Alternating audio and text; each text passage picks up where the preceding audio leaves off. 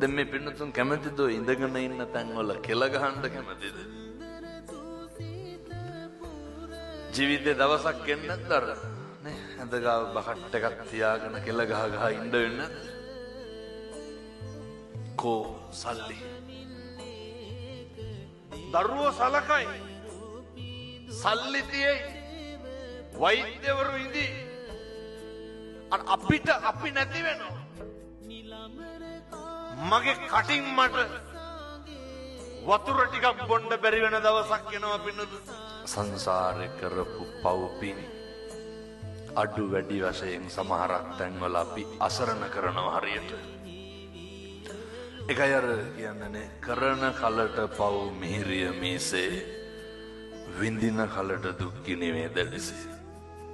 මේ තාක් අපි ජීවිතේ කැමැත්තෙන් කරපු යමක් තියනවාද ඒ සියල්ල නවත්තන්න වෙනවා අකමැත්තෙන් කරන හැම එකක්ම කරන්න වෙනවා